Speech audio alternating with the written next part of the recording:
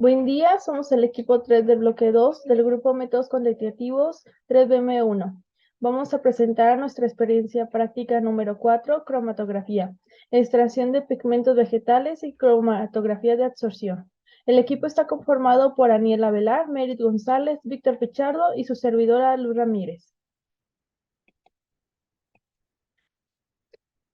Como objetivo tenemos que el alumno ensayará la utilización de dos técnicas de cromatografía básica, que es en columna y en capa fina.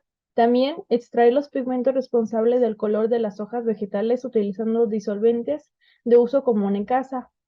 Se introducirá al alumno el estudio de la técnica de separación analítica de cromatografía en capa fina, aprendiendo los fundamentos de esta, los factores en ella que intervienen y su aplicación y la purificación e identificación de sustancias. También aplicar los conceptos de cromatografía en capa fina para determinar los valores del factor de aparición para varias sustancias correlacionada en este concepto con la selección adecuada del eluyente.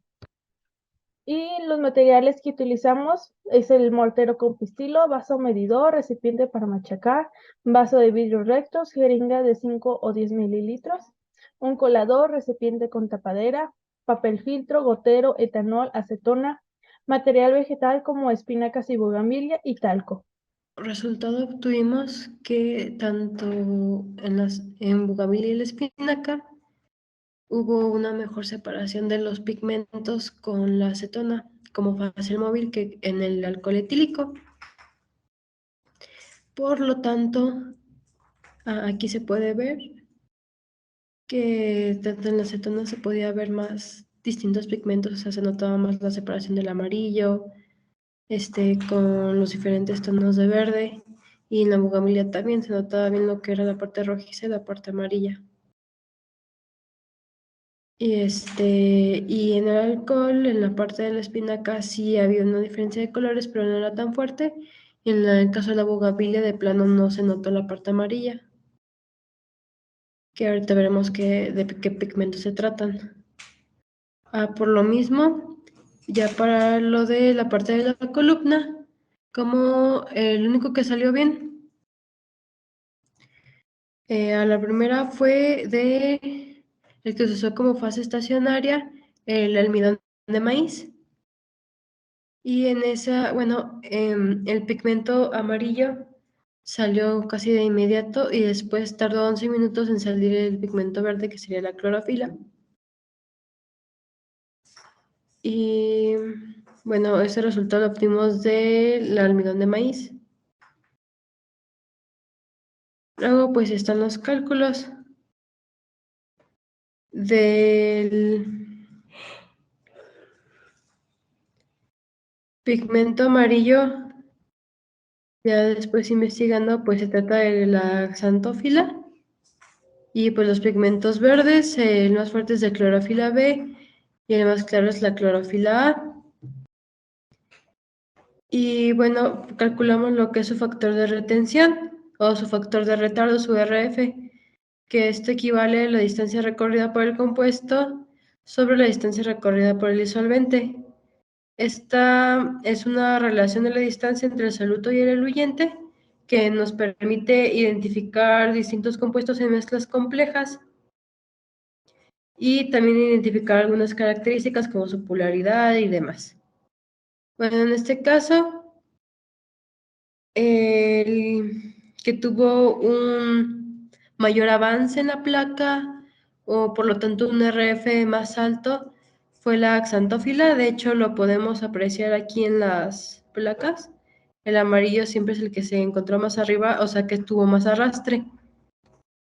Y bueno, esto pasó tanto en la parte de la acetona como en el alcohol. Y bueno, en el caso del alcohol, a pesar de que hubo una mayor separación de los colores con la acetona, en el alcohol hubo mayor arrastre de la xantófila, por lo tanto era un RF más alto. Recordemos que sí tiene que ver mucho el tipo de la fase móvil.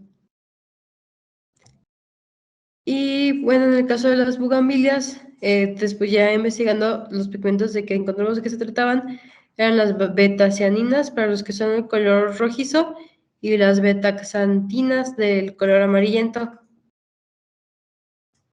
Igual en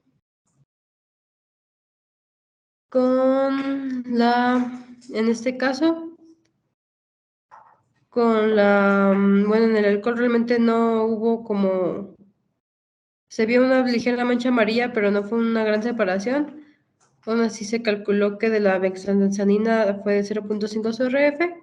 Y en el caso de la bugambilia, aquí las betaxaninas sí superaron por mucho el avance de las betacianinas, que fue básicamente avanzó hasta donde llegó la fase móvil. Y bueno, eso. Bueno, como discusión tenemos que tanto la acetona como el alcohol son disolventes polares. La clorofila cuenta con una cadena hidrofoba de Fitol.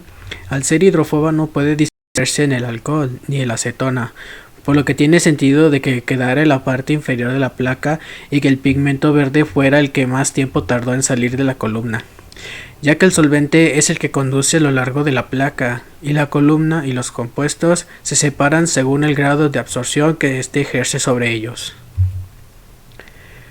Las xantófilas, debido por los grupos en su estructura química, son más polares, lo que tiene sentido que su RF fuera mayor que el de la clorofila, ya que se pudo disolver mejor en la acetona y en el alcohol, por lo que pudo recorrer una mayor distancia en el papel. Cabe aclarar que existe bastante similitud entre lo que se obtuvo con los datos obtenidos de la cromatografía de los pigmentos de espinacas como se ve en las imágenes. Sin embargo, las condiciones y los materiales son indispensables para la obtención de los datos como el RF.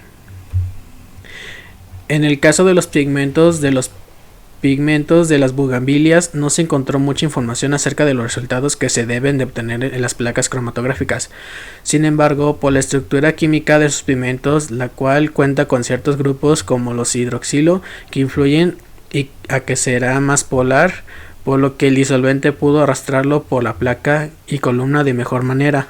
Como el pigmento amarillo tuvo mayor arrastre, las betaxantinas son más polares que las betacianinas. Finalmente, con esta práctica pudimos concluir que la movilidad de cada uno de nuestros componentes a separar depende perfectamente de lo que es la afinidad en la que se encuentra nuestra fase móvil, además de lo que es su polaridad. Cabe mencionar que se demostraron mejores resultados de pigmentación de la espinaca en la acetona, a diferencia que el alcohol, como disolvente, e igual que nuestra muestra con la bugambilia. Y aquí con la acetona pudimos observar mejor las diferentes capas de color gracias a la clorofila y las clorofilas. De igual manera, cabe mencionar que fue un poco más notorio el cambio de estos colores en nuestras diferentes columnas cromatográficas. Por otra parte, consideramos que en esta práctica se obtuvo un resultado favorable en ambas técnicas de cromatografía, ya que en los resultados pudimos observar los diferentes pigmentos de nuestras muestras, como se menciona anteriormente, y las distancias recorridas tanto de nuestras diferentes muestras como sus respectivos disolventes. A partir de ahí,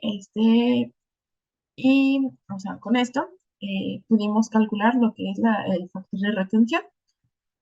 Y finalmente tenemos nuestras bibliografías.